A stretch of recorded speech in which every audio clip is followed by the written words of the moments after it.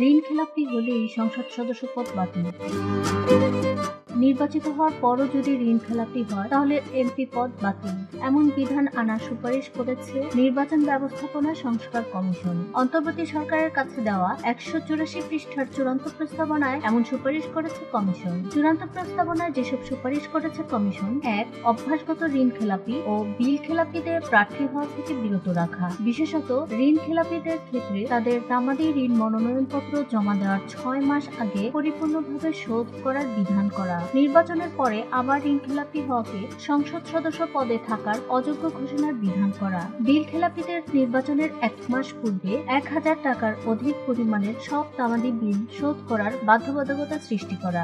2. আরপিওর 12 ধারায় কোনো আদালত কর্তৃক ফেরারি আসামি হিসেবে ঘোষিত ব্যক্তিদের সংসদ নির্বাচনে প্রার্থী হওয়া থেকে বিরত রাখা। 3. ফৌজদারি অপরাধে অভিযুক্ত ব্যক্তিদের মধ্যে জামিনে মুক্তদেরকে উপযুক্ত আদালত কর্তৃক জামিন লাভের সত্যায়িত অনুলিপি সংযুক্ত করার বিধান করা। কারা অন্তরীণদের ক্ষেত্রে আরপিও অনুযায়ী মনোনয়নপত্রের সঙ্গে যে সকল দলিলাদি ও কাগজপত্র জমা দেওয়া বাধ্যতামূলক তা জেল কর্তৃপক্ষ কর্তৃক সত্যায়িত করার বিধান করা। 4. বেসরকারি সংস্থার কার্যনির্বাহী পদে আসীন ব্যক্তিদের প্রার্থী হওয়ার ক্ষেত্রে ওই পদ থেকে 3 বছর আগে অবসর গ্রহণ সংক্রান্ত আরপিওর ধারা বাতিল করা। 5. সংবিধানের অনুচ্ছেদ 66(2) এর অধীনে নৈতিক স্খলনজনিত অপরাধে বিচারিক আদালত কর্তৃক দোষী সাব্যস্ত ব্যক্তিদের দোষী সাব্যস্ত হওয়ার শুরু থেকেই সংসদ নির্বাচনে প্রার্থী হওয়ার অযোগ্য করা। 6. সম্প্রতি সংশোধিত আইসিটি আইনে বা আন্তর্জাতিক অপরাধ ট্রাইব্যুনাল আইনে দোষী সাব্যস্ত ব্যক্তি দোষী সাব্যস্ত হওয়ার শুরু থেকেই সংসদ নির্বাচনে প্রার্থী হওয়ার অযোগ্য করা। 7.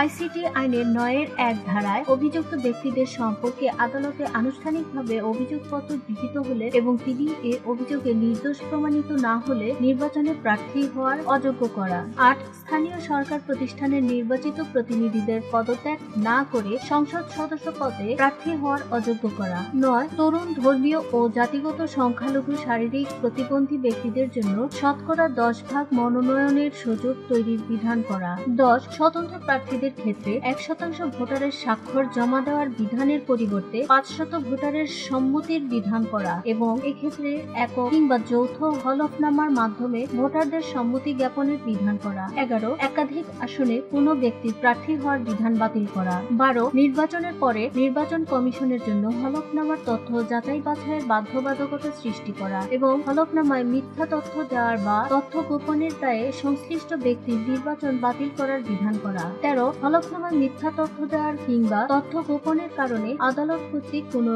নির্বাচিত ব্যক্তির নির্বাচন বাতিল করা হলে ভবিষ্যতে তাকে নির্বাচনে অযোগ্য করার বিধান করা। 14. সরকারের কোনরূপ শেয়ার আছে এমন প্রতিষ্ঠানে কেউ কর্মরত থাকলে তিনি যদি পদত্যাগ না করে থাকেন তাহলে তাকে নির্বাচনে অংশগ্রহণে অযোগ্য করা। কমিশনের সুপারিশ নিয়ে দলগুলোর সঙ্গে আলোচনার পর সিদ্ধান্ত নেবে সরকার। সূত্র: দৈনিক ইত্তেফাক।